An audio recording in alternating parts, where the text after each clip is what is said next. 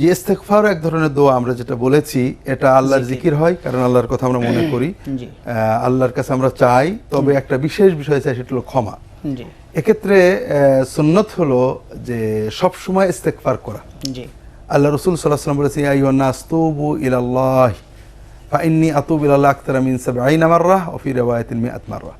হে মানুষেরা, তোমরা আল্লাহর কাছে পাপ থেকে ফিরে আসো, তওবা করো, ইস্তেগফার করো, ক্ষমা চাও, কারণ আমি দিনের ভিতরে ৭০-এর অধিকবার, অন্য বর্ণনায় ১০০বার আল্লাহ তাআলার কাছে তওবা করি। কাজে আমরা চলার পথে চলতে ফিরতে যখনই কোনো মানে ন্যূনতম ক্ষুদ্রতম অপরাধ হয়ে যায়, মনে বুঝতে পারি, সঙ্গে সঙ্গে আল্লাহ তাআলার কাছে আমাদের তওবা করা উচিত। এটা কন্টিনিউ করবে, এটা সব সময়। দ্বিতীয়ত, এক্ষেত্রে কোনো কিছু একটু বড় পাপ হয়ে গেলে, যেটা একটু কঠিন বা যেটা কবিরা গুনাহ, সেক্ষেত্রে দ্রুত তওবা করা। আল্লাহ কোরআন কারীমে বলেছেন, ইন্নামা তাওবাতু আলাল্লাহিল্লাযীনা ইয়ামালুনা সুআ বিজাহালাতিন সুম্মা ইয়াতুবুনা মিন কারিব। যারা কোনো অন্যায় কাজ আবেগে বা অজ্ঞতায় করে ফেলে, খুব দ্রুত তওবা করে, আল্লাহ তাআলা তাদের তওবা কবুল করবেনই। সুবহানাল্লাহ। কাজেই এটা দেরি না করা। দেরি করানো বিভিন্নভাবে আমরা দেরি করি, যেমন মনে করি হুজুরের কাছে যে তওবা করব, অথবা পরে তওবা করব, অথবা এখন হয়তো রাখতে পারবো না। এগুলো সবই শয়তানের ওয়াসওয়াসা। রাখতে পারবো না কেন, আমি আল্লাহর কাছে কাঁদছি, আল্লাহ আর করবো না, তুমি মাফ করে দাও, হয়তো এই ওসিলা আল্লাহ আমাকে তৌফিক দেবেন, না হলে অন্তত এখন চেষ্টা করি, পরে গুনাহ হলে আবার তওবা করব। দ্বিতীয়ত, যেটা তওবা ইস্তেগফারের ক্ষেত্রে খেলাফে সুন্নত, সেটা হলো আলেম ওলামাদের কাছে যে তওবা করাকে জরুরি মনে করা। সেটা হলো যে আলেম ওলামাদের কাছে যাওয়ার ফায়দাটা হলো সেখানে যে গুনার অপকারিতা, তওবার গুরুত্ব বুঝে হৃদয়ে আবেগ তৈরি করা। এছাড়া তওবার জন্য সম্পর্কটা আল্লাহর সাথে, এখানে অন্য কারোর মাধ্যম দরকার হয় না। এই জন্য বান্দা সাজদায় যায়, এমনকি অন্যের কাছে, অন্য ধর্মে যেমন খ্রিস্টান ধর্মে আছে পাপ করলে পুরোহিতকে বলতে হয়, আর ইসলামে পাপের কথা কাউকে বলা নিষেধ করা হয়েছে আল্লাহ ছাড়া, মানে আল্লাহর ওলিকে বা আলেম ওলামাকে বলা যাবে না। তাদের কাছে মসলা শোনা যাবে, নাম না বলে যে এইরকম অন্যায় করলে কি হবে, কিন্তু পাপের কথা কাউকে বলা যাবে না, কোনো আলেম পীর বুজুর্গ কাউকে নয়, শুধু আল্লাহকে বলতে হবে। এবং আলেম পীর বুজুর্গ অনেকে অজ্ঞতার কারণে জানতে চান যে আপনি কি পাপ করেছেন। জি জি জি, এটাও এটা বৈধ নয়, বৈধ নয়। রাসূলুল্লাহ সাল্লাল্লাহু আলাইহি ওয়াসাল্লাম হাদিস শরীফে বলেছেন যে আল্লাহ কুল্লু উম্মতি মুআফান ইল্লাল মুজাহিরিন, আমার সব উম্মতকে আল্লাহ ক্ষমা করবেন, শুধু যারা পাপ করে অন্য কাউকে বলে দেয় তাদেরকে আল্লাহ মাফ করবেন না। পাপের সাক্ষী হয়ে গেল, নাউযুবিল্লাহ। পাপের সাক্ষী যেন আল্লাহ একমাত্র থাকেন, আর কেউ না হয়, এদিকে খেয়াল রাখতে হবে। আমরা কত অজ্ঞতার মধ্যে আছি এই বিষয়ে, এই বিষয়ে। এই জন্য পীর বুজুর্গ আলেম ওলামাদের কাছে যাবেন তওবার আবেগ তৈরি করতে, তওবার গুরুত্ব শিখতে, পদ্ধতি শিখতে। কিন্তু তওবা করার জন্য এই ধরনের কারোর কাছে গিয়ে তওবা করলে তওবার কোনো অতিরিক্ত ফায়দা আছে এমন নয়, বরং কোন পীর বুজুর্গ আলেমের কাছে উনি বললেন, আপনি পড়লেন, কিছুই বুঝলেন না, কোনো আবেগ নেই, এটা মূল্যহীন হয়ে গেল। এই জন্য তওবা দেরি করবেন না, নিজে সঙ্গে সঙ্গে করতে, এটা একটা সুন্নত। তওবার ক্ষেত্রে আমরা অনেক সময় একটা ভয়ঙ্কর ভুল করি। সেদিন আমাকে একজন প্রশ্ন করলেন, তওবা করলে তো সব গুনাহ মাফ হয়, বান্দার হক মাফ হয় না, কোথায় পেয়েছেন? আচ্ছা, এখন কোরআনে আছে তওবা করলে মাফ হয়, উনি তওবার অর্থই বোঝেননি। সেটা তওবা মানে কি, আল্লাহ আমি তওবা করছি, এটা কখনোই তওবা নয়। তওবা অর্থই হলো যে পাপ করেছি সেই পাপ মানে সম্পূর্ণ আর কখনো করব না, এবং পাপের সাথে যার যেটা জড়িত আছে ফিরিয়ে দেয়া, তার আগে তওবাই তুলো না। তওবার শর্ত হচ্ছে আমি একজনের টাকাতে 10 লাখ টাকা মেরে দিছি, আল্লাহ আমি তওবা করলাম, মাফ করে দাও, এটা তো কোনো তওবা হলো না, এটা উপহাস হলো। আপনি ওই 10 লাখ টাকা ফেরত দিয়ে অনুশোচনা করে আল্লাহর কাছে কাঁদবেন, এটার নামই তওবা। কাজেই ইল্লা মান তাবা ওয়া আমানা ওয়া আমিলা সালিহান, তাবা মানে পাপের টাকা ফিরিয়ে দিয়ে, অন্যায় ফিরিয়ে দিয়ে বান্দার কাছে ক্ষমা চেয়ে এরপরে আল্লাহর কাছে ক্ষমা সত্যের দিকে ফিরে আসা। তওবা মানে ফিরে আসা। তওবার শর্তগুলো খেয়াল রাখতে হবে। প্রথম কথা, পাপের জন্য অনুতপ্ত হওয়া, অনুশোচনা, খুব অন্যায় করছি। দ্বিতীয় হলো আর কখনো করব না, এটা প্রতিজ্ঞা করা। তৃতীয় হলো যদি কোনো মানুষের অধিকার থাকে এটা তাকে ফিরিয়ে দেওয়া বা তার চেয়ে ক্ষমা চাওয়া। চতুর্থ হলো আল্লাহর কাছে ক্ষমা চাওয়া। এই তিনটে না করে শুধু ক্ষমা ছেড়ে তো তওবাই হলো না, এটা আমরা অনেক সময় বুঝি না। এই জন্য তওবার ক্ষেত্রে তওবার শর্তগুলো পূরণ করা এটা একটা জরুরি বিষয়। আর তওবার ক্ষেত্রে তওবা জমায়ে রাখা, মানে পাপগুলো জমিয়ে জমিয়ে রাখা। আল্লাহ কোরআনে বলেছেন, ওয়ালাইসাত তাওবাতু লিল্লাযিনা ইয়ামালুনা সাইয়্যাত হাত্তা ইযা হাদারা আহাদাহুমুল মাউত ক্বালা ইন্নী তুবতু আন ওয়ালাল্লাযিনা ইয়ামুতুনা হুম কুফার। যারা পাপ করেই যায়, জমায়ে রাখে, মরার আগে তওবা করে, মরণ এসে গেলে তাদের তওবা আল্লাহ কবুল করবেন না। কিন্তু এখানে হাদিসে আছে যে মৃত্যু সাকরাতুল মউত শুরু হওয়ার আগ পর্যন্ত, হ্যাঁ, তওবা কবুল। এটা সমন্বয়টা কি? তার অর্থ হলো যারা সবসময় তওবা করে, সাকরাতুল মউতের আগে আবার কিছু গুনাহ করেছে, আবার তওবা করবে, কবুল হবে। আর আর যারা জীবনের গুনাহগুলো জমা করে রাখে, যে সাকরাতুল মউতের আগে তওবা করে, ওদেরটা কবুল করে না। কোরআনের আয়াত ও হাদিসের সব। এই জন্য আমরা দয়া করে মরার আগে তওবা করব, এই নিয়তে পাপ জমা করে না রাখি। আমরা পাপ তওবা করতে থাকি, ধুইতে থাকি, এরপরে কিছু জমবে, আবার ধুইতে থাকি, এইভাবে মানে চলতে থাকবে। ধোয়ার কাজ চলতে থাকলে ইনশাআল্লাহ মরণ রাখ পর্যন্ত আল্লাহ তওবা কবুল করবেন। অর্থাৎ এমন কোনো মানুষ নেই যে সারা জীবন সর্ব অবস্থায় নিষ্পাপ থাকতে পারবে, প্রশ্ন ওঠে না। বরং এই জন্যই তার তওবার দর্জাটা আল্লাহ তাআলা খোলা রেখেছেন, ইস্তিগফারের দরজাটা খোলা রেখেছেন, যাতে প্রতিদিনই একটু একটু ময়লা হলে সে যেন এটা সাফ করে ফেলতে পারে। এক্ষেত্রে দুটো বিষয় দর্শকদের দৃষ্টি রাখবো। একটা হলো যে রাসূলুল্লাহ সাল্লাল্লাহু আলাইহি ওয়াসাল্লাম বলেছেন যে প্রত্যেকেই পাপ করে, এমনকি বলেছেন ইদা লাম তুযনিবু যাহাবাল্লাহু বিকুম ওয়া বিকওমিন আখির ইযনিবুনা ফায়াস্তাগফিরুন। তোমরা যদি পাপ একেবারে বাদ দাও, আল্লাহ তোমাদের হালাক করে এমন জাতি আনবে যারা পাপও করবে আবার তওবা করবে। কাজে আমরা নিষ্পাপ হব, কোনো পাপ করব না এরকম নয়, তবে চেষ্টা করব আমরা, আমাদের সর্বোচ্চ চেষ্টা থাকতে হবে। 2 নম্বর, তওবা করলে আল্লাহ এত খুশি হন, যেমন মানুষ হারানো বিষয় পেলে খুশি হয়, আল্লাহ হারানো বান্দা ফিরে পেলে খুশি হন। সুবহানাল্লাহ। অনেক হাদিস রয়েছে, বিস্তারিত বলা সুবহানাল্লাহ। স্যার, আমরা একটা ছোট্ট বিরতিতে যাব, বিরতির পর বাকি আলোচনাটা শুনবো। আপনি আলোচনা করছিলেন যে জিকিরের প্রকারভেদগুলো, এর মধ্যে ইস্তিগফার এর সুন্নত এবং খেলাফের সুন্নত স্যার আপনি বিরতির আগে আলোচনা করেছেন। এই পর্যায়ে আপনার কাছ থেকে আমরা জানতে চাইবো যে নবীজি সাল্লাল্লাহু আলাইহি ওয়াসাল্লামের উপর সালাত সালাম বা দরুদ পেশ করা, এটাও একটা জিকির বা দোয়া। তো এটার সুন্নত এবং খেলাফের সুন্নত যদি আমাদের বলতেন। সংক্ষেপে বলা যায় যে এটা এই জাতীয় জিকিরের ভিতরে শ্রেষ্ঠতম বলা চলে, কারণ আল্লাহ রাসূল সাল্লাল্লাহু আলাইহি ওয়াসাল্লাম বলছেন মুখতাসার সংক্ষেপে অগণিত সহিহ হাদিসে, একবার যদি কেউ দরুদ পড়ে আল্লাহ তার 10টা গুনাহ মাফ করেন, 10টা মর্যাদা বাড়িয়ে দেন, 10টা নেকি দান করেন, আল্লাহর তার জন্য রহমত নাজিল করে, আল্লাহর ফেরেশতারা তার জন্য দোয়া করে, দরুদ ও সালাম রাসূলুল্লাহ সাল্লাল্লাহু আলাইহি ওয়াসাল্লামের কাছে পৌঁছানো হয় এবং তিনি স্বয়ং তার জন্য দোয়া করেন। জি। এবং যে বেশি বেশি দরুদ পড়ে যে ব্যক্তি, ও ব্যক্তি দুটো লাভ পায় এগুলো ছাড়াও। একটা হলো আল্লাহ তার দুনিয়ার সকল দুশ্চিন্তা কাটিয়ে দেন, আর একটা হলো আখিরাতে সে রাসূলুল্লাহ সাল্লাল্লাহু আলাইহি ওয়াসাল্লাম শাফাআতের অধিক যোগ্য হয়। এই জন্য আমরা সবাইকে অনুরোধ করব যে আমরা দরুদ শরীফটা বেশি বেশি পড়ি সব অবস্থায়। আমরা অনেক সময় ভুল বুঝি যে দরুদ পড়তে হলে ওযু করতে হয় বা পাকসাপ হতে হয়, বসতে হয়, হাঁটতে চলতে, বসে, শুয়ে, দাঁড়িয়ে, রান্নার সময়, গাড়ি চালাতে, সব সময় দরুদ থাকা অবস্থায় দরুদ শরীফ পড়া যায় এবং অন্যান্য জিকির করা যায়। আলহামদুলিল্লাহ। দরুদের ক্ষেত্রে সুন্নত হলো সব সময় দরুদ পড়া, বিভিন্ন সময় রাসূলুল্লাহ নির্ধারণ করেছেন সে সময়ে পড়া।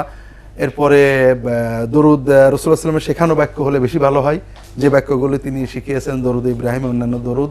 এছাড়াও যে কোনো বাক্য পড়লে ইনশাআল্লাহ দরুদের সওয়াব পাওয়া যাবে। দরুদের ক্ষেত্রে খেলাফে সুন্নত হলো যে দরুদকে দলবদ্ধ ইবাদত মনে করা, অর্থাৎ একা একা না পড়ে সব দল ধরে অন্যান্য জিকিরের মতোই দরুদ একাকী ইবাদত, সকল নফল ইবাদতই একাকী ইবাদত। এটা আমরা যদি 100 জন এখানে থাকি, 100 জনও দরুদ পড়ি, প্রত্যেকে যার যার মতো, কিন্তু সবাই দূর ধরে দল ধরে সমস্বরে পড়া, এটা আমরা পাওয়া যায় না। দরুদ সালামের ক্ষেত্রে একটা সুন্নত হলো নামাজ ছাড়া বাইরে দরুদ ও সালাম সাহাবীগণ একসাথে পড়তেন। আল্লাহুম্মা সাল্লি ওয়া সাল্লিম, আল্লাহুম্মা সাল্লি আলা মুহাম্মাদিন নবী ওয়া আলিহি ওয়া সাল্লাম, সাল্লাল্লাহু আলা নবী ওয়া সাল্লাম। আলাদা দরুদ করে সালাম পড়া এটা সাহাবীদের যুগে পাওয়া যায় না। একমাত্র রওজা শরীফ, কবর শরীফ জিয়ারতের সময় তারা সালাম দিতেন পৃথকভাবে। আমরা অনেক সময় দরুদ আলাদা পড়ি, সালাম আলাদা পড়ি। দরুদ বা সালাম পড়ার সময় রাসূলুল্লাহ সাল্লাল্লাহু আলাইহি ওয়াসাল্লাম কোনো কাইফিয়াত ঠিক করে দেননি। বসা থাকলে বসাই পড়তেন, শোয়া থাকলে শোয়াও পড়া যায়, দাঁড়ানো থাকলে দাঁড়ানোও পড়া যায়। আমরা অনেক সময় মনে করি যে দরুদ বা সালাম দাঁড়ালে আদব বেশি হয়, এটা ভুল ধারণা, এটাও সুন্নতের খেলাফ। সাহাবায়ে কেরামগণ কখনোই দরুদ বা সালাম পড়ার সময় বসা থেকে উঠে দাঁড়াতেন না, বসা অবস্থাতে আদবের সাথে পড়তেন। এগুলো দরুদ পড়ার সুন্নত এবং খেলাফের সুন্নত। এছাড়া আমরা দরুদ পড়াকে গুরুত্ব না দিয়ে অনেকে দরুদের নির্ধারিত মিলাদের নামে দরুদ অথবা নির্দিষ্ট অনুষ্ঠানে দরুদ, এটা নিয়ে ঝগড়া করি। দরুদ কতবার পড়া হলো এটা নিয়ে ঝগড়া করি না, এটা দুর্ভাগ্যজনক। এদিকে আমাদের লক্ষ্য রাখতে হবে। আলহামদুলিল্লাহ। স্যার, এই পর্বে আমরা অতি সংক্ষেপে আরেকটি বিষয় জানতে চাই যে জিকিরের মাজলিস এবং মাজলিসে জিকির, এই বিষয়গুলো পরিষ্কার হওয়া দরকার। এটা গুরুত্বপূর্ণ বিষয়। জিকিরের মাজলিস নিয়ে আমাদের সবচেয়ে ভয়ঙ্কর ভুল ধারণা যে আমরা মনে করি এই যে জিকিরগুলো নফল জিকির, এগুলো দল ধরে করার নাম জিকিরের মাজলিস। এটা হলো ভয়ঙ্কর ভুল ধারণা। আমরা অনুরোধ করব সবাই পড়েন, মাজালিসুজ যিকর, হেলাকুজ যিকর, জিকিরের হালকা, হালকায় জিকির বলতে হাদিস শরীফে সবসময় এবং 500 বছর পর্যন্ত সকল ফিকহের কিতাবে ওয়াজ নসিহতের মাজলিস বোঝানো হয়েছে। জিকিরের আরেকটা অর্থ হলো তাযকির, জি যে জিকিরগুলো আমরা ইনফিরাদি করি এগুলোর জন্য সমবেত হয়ে করার কোনো রাসূলুল্লাহ সাহাবীরা করতেন না। জি জিকিরের মাজলিস খুবই গুরুত্বপূর্ণ। সেই মাজলিসের জিকিরগুলো হলো ওয়াজ নসিহত, এমন কিছু কথা বলা যাতে ঈমান বৃদ্ধি পায়, কোরআন এবং সুন্নাহর সুন্নাহর আলোচনা করা, নবীজির সিরাত আলোচনা করা। এই আলোচনার ফাঁকে ফাঁকে যখন কথা আসবে তখন সুবহানাল্লাহ, আলহামদুলিল্লাহ, লা ইলাহা ইল্লাল্লাহ, আল্লাহু আকবার, আল্লাহুম্মা সাল্লি আলা মুহাম্মাদ ওয়া আলিহি ওয়াসাল্লাম ইত্যাদি জিকিরগুলো সবাই প্রাসঙ্গিক ক্রমে আসবে। তো এই জন্য জিকিরের মাজলিসের গুরুত্ব অনেক। এগুলোকে কখনো মাজালিসুজ যিকর, কখনো হেলাকুজ যিকর, জিকিরের হালকা, জিকিরের বৃত্ত বলা হয়েছে। এগুলো কখনোই আমরা যে জিকিরগুলো মানে দরুদ শরীফ, তাসবিহ তাহলিল বা কোরআন তেলাওয়াত, দোয়া ইস্তেগফার যেগুলো নফল জিকির করি, এগুলো দল ধরে করার নাম কিন্তু মাজালিসুজ যিকর নয়। এটা সম্পূর্ণ ভুল ধারণা। আপনারা জিকিরের মাজলিস বিষয়ক হাদিসগুলো দেখেন ফিকহের কিতাবে, আপনি ইহয়া উলুমুদ্দিন ইমাম গাজালির জিকিরের মাজলিসের অধ্যায় দেখেন, সব তাবেঈনরা বলেছেন মাজালিসুজ যিকর মাজারিকুল হালাল ওয়াল হারাম, হালাল হারামের আলোচনা যেখানে হয় সেটা হলো জিকিরের মাজলিস। আর একটা হলো মাজলিসের জিকির। একটা মাজলিসে অনেকে বসে আছে, কেউ দুনিয়ার গল্প করছে, কেউ রাজনীতি করছে, আপনি সেখানে আল্লাহর জিকির করলেন। জি রাসূলুল্লাহ সাল্লাল্লাহু আলাইহি ওয়াসাল্লাম বলেছেন আয-যাকিরু ফিল্লাহি ফি বাইনাল গাফিলিন কালকা মুকাতিলু ফি সাবিলিল্লাহ বাইনাল হারবিন আও কামা ক্বাল সাল্লাল্লাহু আলাইহি ওয়াসাল্লাম। একটা সমাজের লোকেরা দুনিয়ার বিভিন্ন বাজারঘাট করছে, কিন্তু আপনি নিজের মনে জিকির করছেন। এটা এত সওয়াব যে যেমন লড়াইয়ের ময়দানে, ইসলামী রাষ্ট্রীয় যুদ্ধ কেতালের ময়দান থেকে সবাই পালিয়ে যাচ্ছে, আপনি লড়াই করে চলেছেন। তো এই জন্য যে কোনো মাজলিসে আল্লাহ তাআলার জিকির করা, আল্লাহর কথা মনে করা, এটা আমাদের খুবই দরকার। আল্লাহ রাসূল সাল্লাল্লাহু আলাইহি ওয়াসাল্লাম বলেছেন যে মা জালাসা কওমুন মাজলিসান লাম ইয়াযকুর ফিহি আল্লাহ ওয়া লাম ইসাল্লু আলা নবিয়িহিম ইল্লা কানা লাহুম তিরাতান। যদি কোনো কয়েকজন মানুষ এক জায়গায় বসে 10 মিনিট 15 মিনিট গল্পগুজব করে, কথা বলে, ওয়াজ করে, রাজনীতি করে, তার ভিতরে অন্তত 2-4 বার আল্লাহ তাআলার জিকির, আল্লাহর কথা মনে না করে, অথবা বসে থাকে অথবা শুয়ে থাকে, সেই শোয়ার কিছু সময়ের ভিতর আল্লাহ জিকির না করে, তাহলে কিয়ামতের দিন ওই নবীজির উপর দরুদ না পড়ে, যে কোন রিওয়ায়াতে আসছে, তাহলে ওই কিয়ামতের দিন এই সময়টুকুর জন্য তাকে আফসোস করতে হবে, তার ক্ষতির কারণ হবে। কাজেই আমরা সবাই যে কোনো সময়ে গল্পের মাজলিস, গল্পের বৈঠক, আলোচনার বৈঠক, রাজনীতির বৈঠক, বাজারের বৈঠক, চায়ের আড্ডা, সব আড্ডা বৈঠকের ভিতরে অন্তত 2-4 বার কিছু সময় এক দরুদ এবং 2-4 বার নিজের মনে হলো আল্লাহর জিকির করার চেষ্টা করব, একদম যেন মাহরুম না থাকে। এই জন্য রাসূলুল্লাহ সাল্লাল্লাহু আলাইহি ওয়াসাল্লামের একটা দুর্বল হাদিসে আসছে, এমন ভাবে আল্লাহর জিকির করো যেন লোকে পাগল বলে। আমরা মনে করি যে তাহলে বোধহয় কাপড় খুলে জিকির করতে হবে, লোকে পাগল বলবে, অথবা নাচানাচি করতে হবে। এটা আমাদের ভুল বুঝা। প্রথমত হাদিসটা দুর্বল। এটার অর্থ হলো যে সবাই বসে রাজনীতি করছে, তুমি সুবহানাল্লাহ সুবহানাল্লাহ পড়ছো, এই বেটা গাধা পাগল। সাহাবীদের জীবনে এটা আমরা পাই, বাজারে গিয়েছেন সবাই, কিন্তু তারা জিকির করছেন। এইরকম মাজলিসের ভিতরে, বাজারের ভিতরে, কর্মের ভিতরে যেমন জিকির করতে হবে, তেমনি শোয়া অবস্থায়, বসা অবস্থায়, সর্ব অবস্থায় যখনই আল্লাহর কথা মনে পড়ে আল্লাহর জিকির এবং রাসূলুল্লাহ সাল্লাল্লাহু আলাইহি ওয়াসাল্লাম দরুদ শরীফ পড়ুন। স্যার, জিকিরের মাজলিসের সুন্নত এবং খেলাফের সুন্নতগুলো আপনি আমাদেরকে বেশ কয়েকটা বলেছেন, আরও 2-1টা উদাহরণ আমরা জানতে চাই। যেমন জিকিরের মাজলিসে আমাদের সমাজে বিভিন্ন বুজুর্গের বিভিন্ন ওজিফা আমরা দেখতে পাই, তো এই ওজিফাগুলোর সুন্নত খেলাফের সুন্নতটা যদি আমাদের বলতেন। এখানে সাহাবীদের যুগে জিকিরের মাজলিস আমাদেরকে আসলে আমরা যেটা ভুল করি, আমরা ফজিলতের বা হাদিসগুলো নিয়ে এটার পদ্ধতি খোঁজার চেষ্টা করি না। অর্থাৎ তোমরা জিকির করো, এটা শুনে নিয়ে আমরা কেউ ঢোল বাজিয়ে, কেউ নেচে গিয়ে, কেউ হাত দুলিয়ে, কেউ ঘাড় ধুলিয়ে জিকির করার চেষ্টা করছি। আসলে রাসূলুল্লাহ সাল্লাল্লাহু আলাইহি ওয়াসাল্লাম নিজে এটা বলেছিলেন এবং সাহাবীরা পালন করেছিলেন। তারা কিভাবে করেছেন এটা অনুসন্ধান করতে চায় না, কেউ করলে সেটা গ্রহণ করতে চায় না। এই জন্য আমরা রাসূলুল্লাহ সাল্লাল্লাহু আলাইহি ওয়াসাল্লাম সাহাবীরা মাজালিসে জিকির কি করতেন, এক জায়গায় বসতেন, বসে কিছু কথা বলতেন যাতে ঈমান বেড়ে যেত, চোখে পানি এসে যেত, এইগুলো এমন কথা বলতেন যে আল্লাহর ভয়ে কান্না এসে যেত, এইগুলো মাজালিসের জিকির। আমরা ওজিফাগুলোর ভিতরে পদ্ধতিগুলো প্রায় কোনোটাই সুন্নত নয়, অনেক জিকির সুন্নত কিন্তু পদ্ধতিটা সুন্নত নয়। এগুলোতে আমরা যত তাড়াতাড়ি সুন্নতের ভিতরে আসতে পারি তত ভালো। অনেক সময় অনেক পীর বুজুর্গ সাময়িকভাবে একজন সালেকের মনোযোগের জন্য কিছু সাময়িক ইবাদত দিতেন, যে এইটা ইল্লাল্লাহ ইল্লাল্লাহ বলে বলে তুমি মনটাকে এই করো, অথবা ঘাট ঝুলিয়ে দোল ঝুলিয়ে করো যাতে তোমার মনটা অন্যদিকে না যায়। এগুলো মূলত খেলাফে সুন্নত, কিন্তু জায়েজ, এটা নিষিদ্ধ না, নিষিদ্ধ। কিন্তু এটাকে ইবাদতের ভিতরে গণ্য করলে, এটা রীতিবদ্ধ করলে বেদাতে পরিণত হয়ে যায়, এবং সুন্নতটা মারা যাবে, সুন্নতটা মারা যাবে। আমরা এখন ঘাট জ্বালিয়ে জিকির করছি, তার মানে রাসূলুল্লাহ সাল্লাল্লাহু আলাইহি ওয়াসাল্লামের নীরব জিকিরটা এখন হারিয়ে গেছে, হারিয়ে যাবে। এটাকেও আমরা দিনই মনে করছি না। জি। এইভাবে প্রত্যেকটা সুন্নত আমরা বেদাত নবীজির পদ্ধতি আসলে সুন্নত পদ্ধতি মারা যাবে। মারা যায়। চমৎকার স্যার, আপনি চমৎকারভাবে আমাদেরকে এই নফল জিকিরের সুন্নত এবং খেলাফের সুন্নত এই বিষয়গুলো খুব ভেঙে ভেঙে বলে দিলেন। আল্লাহ তাআলা আপনাকে জাযায়ে খায়ের দান করুন। বারাকাল্লাহ। সুপ্রিয় দর্শক, দেখছিলেন সুন্নাহর আলোকে মুমিন জীবন অনুষ্ঠানটি পরিবেশিত হচ্ছে পুতুল প্রপার্টিজ লিমিটেডের সৌজন্যে। আজকে আমাদের আলোচ্য বিষয় সুন্নাহর আলোকে নফল জিকির পর্ব 6। দর্শক, আমাদের অনুষ্ঠান দেখতে থাকুন প্রতি মঙ্গলবার রাত 8:30টায়। এ পর্যন্ত প্রচারিত আমাদের সকল সিডি ভিসিডি সংগ্রহ করবার জন্য